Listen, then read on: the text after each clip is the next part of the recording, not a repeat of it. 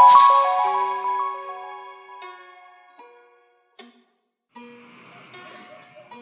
selamat malam, selamat berjumpa di acaranya Sepuh Podcast. Ya, malam hari ini kita ngobrol-ngobrol, sharing-sharing santuy saja, sambil ngopi bareng, sambil ngobrol-ngobrol dan lain sebagainya gitu ya.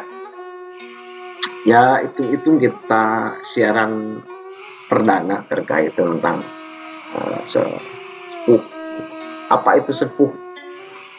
Saya ketika menciptakan atau menemukan nama ini, perjalanan yang cukup panjang ya, curhatan-curhatan dikit nih ya, perjalanan yang cukup menarik. Sebenarnya ketika mendengar kata sepuh itu, saya pernah ditanya sama Chandrika Diasa waktu itu, Kang, apa itu sepuh ID? Ya saya bilang nggak tahu, dan cukup kata teing gitu ya yang saya jabarkan itu ya. Yang penting saya hanya menyampaikan apa yang saya sedang pelajari, apa yang saya temukan itu, sehingga menjadi suatu konten untuk kesenangan saya pribadi sebenarnya.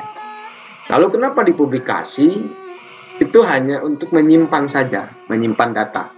Karena bagi saya YouTube, Facebook, Instagram itu kan tempat ruang menyimpan data gitu.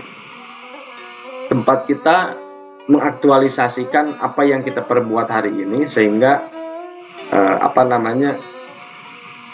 di masa yang akan datang kita bisa melihatnya gitu. Nah, sebenarnya ke sana arahnya, tidak lain dan tidak bukan. Jadi Sepuh ID itu bukan untuk ajang komersialisasi, kalau apalah itu ya namanya. Itu hanya ruang saya untuk belajar bagaimana hasil analisis, hasil pencarian, hasil pengkajian, hasil saya mempelajari tentang sesuatu hal itu menjadi saya rangkum dalam suatu konten, dan itu disampaikan kepada orang banyak. Nah, itu sekilas tentang Sepuh ID. Program-programnya apa saja? Dulu saya punya program namanya Makrifat, Majelis Rabu Ilmu Filsafat. Ya, itu pernah dulu buat beberapa kontennya, ada ya, bisa dicek nanti di Sepuh Podcast di YouTube. Ada Chandrika, ada Ajis gitu ya, kawan-kawan itulah yang membantu saya waktu itu.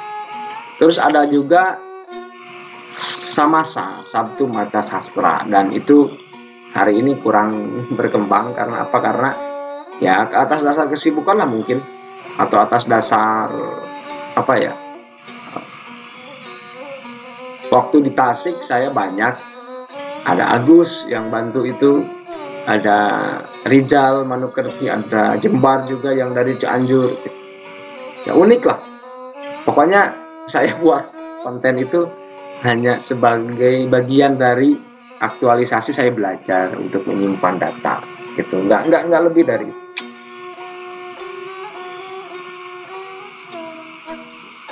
Terus saya juga pernah ditanya, Kang, apakah ingin diperbanyak atau tidak? Ya itu tergantung mood saya. Kalau saya mood buat konten ya saya buat, kalau enggak ya mohon maaf gitu. Enggak gitu ya. Nah, itu sebenarnya tujuan daripada Sepuh Podcast itu, atau Sepuh ID. Tetapi ada hal yang unik dalam perjalanan itu ya. Saya menemukan suatu pola pikir yang unik gitu. Nah, ada sabda, ada purba, ada kira, laugi, manasuka. 5 tahapan ini menjadi salah satu patokan saya dalam mengkaji dan menganalisis. Nah, kenapa seperti itu? Nah, inilah yang unik nih bagi saya. Perjalanan hidup itu kan unik sekali. Dan sabda itu merupakan salah satu ucapan purba dari peradaban masa lalu. Kira itu kata dasarnya adalah kirata gitu, dikira-kira, tapi nyata, itu rumus orang tua dulu. Logi itu sesuai dengan narasi pikiran, kita sesuaikan, bukan sesuai tapi kita sesuaikan, sesuai tidak, itu logi, atau kata dasarnya saya ambil katanya logis. Dan manasuka itu asal saya bahagia, jadi tidak perlu pembenaran dari orang lain. Bukan saya menutup diri, bukan, tapi setidaknya apa yang saya pelajari itu hasil daripada pengalaman saya, hasil daripada pengkajian, dan perlu juga kalau dikaji ulang ya monggo, perlu diperdebatkan, oke, perlu didiskusikan, ayo, itu sebenarnya. Jadi tidak lebih daripada itu. Dan ya, semuanya dulu buat majalah, itu majalah online gitu ya. Terus ada lagi nulis, ada Indri yang suka nulis tuh, ada Sarah dan Putri, Adam, Rifa, dan lain sebagainya. Nah, itu rekan-rekan yang membantu saya dalam mengembangkan konten daripada Sepuh ID ini. Nah, itulah hal-hal yang menariknya bagi saya,